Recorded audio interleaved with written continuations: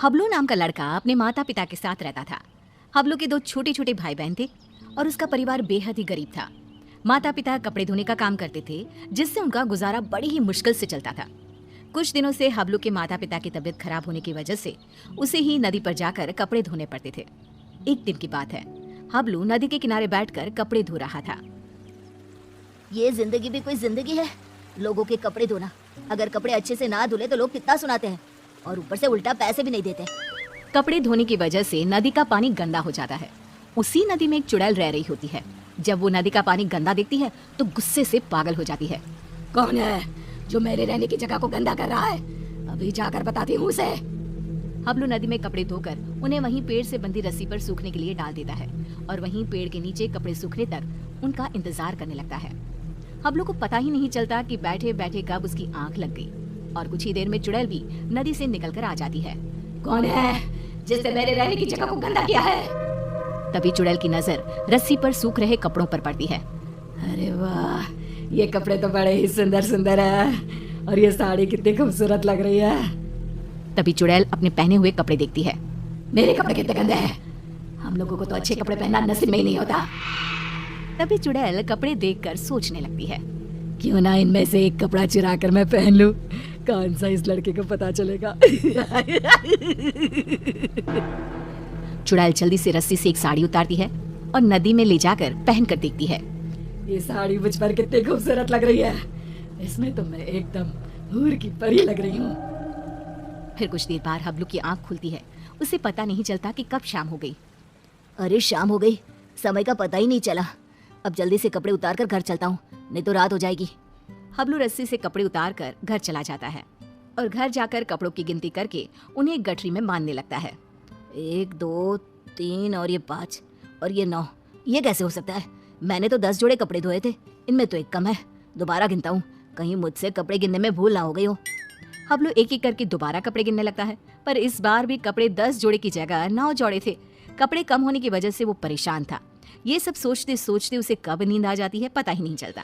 अगली सुबह हबलू फिर से कपड़े लेकर नदी पर धोने के लिए चला जाता है और जैसे ही वो कपड़े धोने लगता है, नदी का पानी कपड़े धोने की वजह से फिर से गंदा होता है। ये देखकर नदी में रह रही चुड़ैल आग बबूला हो जाती है। ये लोग मुझे चैन से रहने भी नहीं देते। आज फिर ये लड़का कपड़े धोकर मेरी रहने की जगह गंदा कर रहा है। आज मैं ऐसा सबक सिखाऊंगी कि ये कपड़े यहाँ धोना ही भूल जाएगा।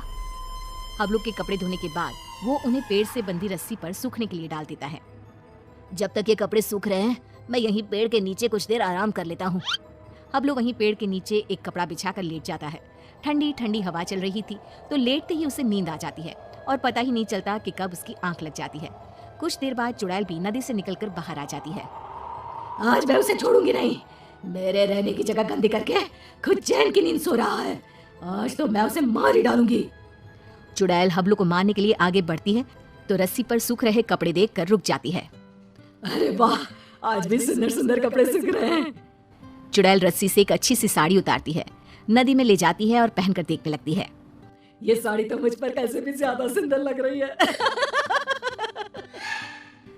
वो चुड़ैल साड़ी पहनकर नाचने लगती है। मेरा पिया घर आया ओ राम जी, मेरा पिया घर आया ओ राम जी। अब तो जब भी कपड़े धोकर सुखाया करेगा, मैं चुपके से जाकर इसके कपड़े चुरा लिया करूंगी और पहन लूंगी। इस लड़के को पता भी नहीं चलेगा कि उसके कपड़े कौन चुरा कर ले जाता है। और अगले दिन नदी का गंदा पानी देखकर चुड़ैल फिर से बाहर आती है और फिर से देखती है। ये लड़का आज भी कपड़े सुखाकर सो रहा है।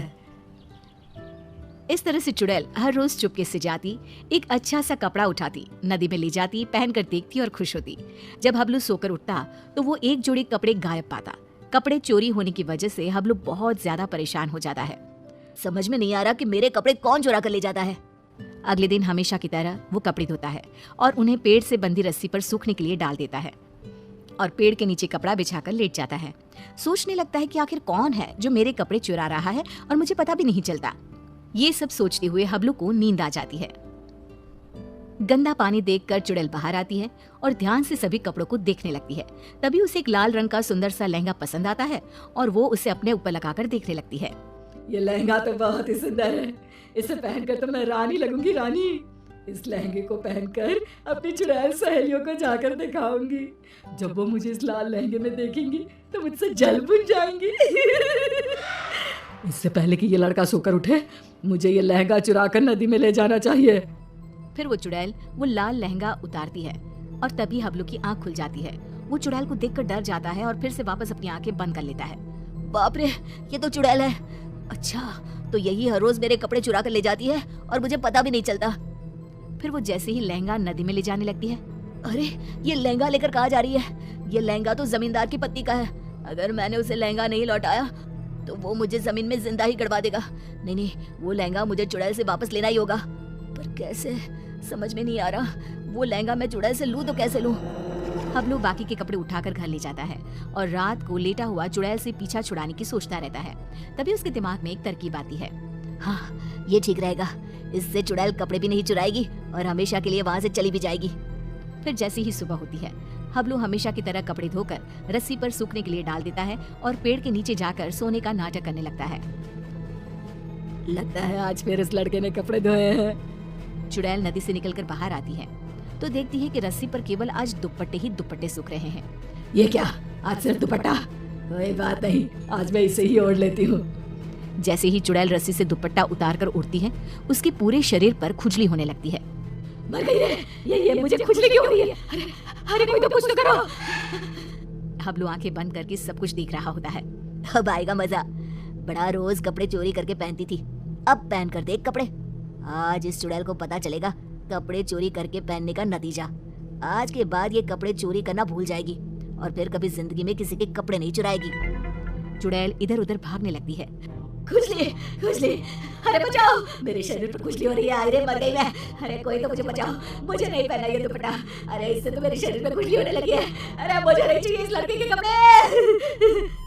और चुड़ैल नदी में जाती है और सारे कपड़े लाकर वहीं डालकर भाग जाती है। और फिर वो हबलू तो क्या, किसी और को भी कभी परेशान नहीं करती।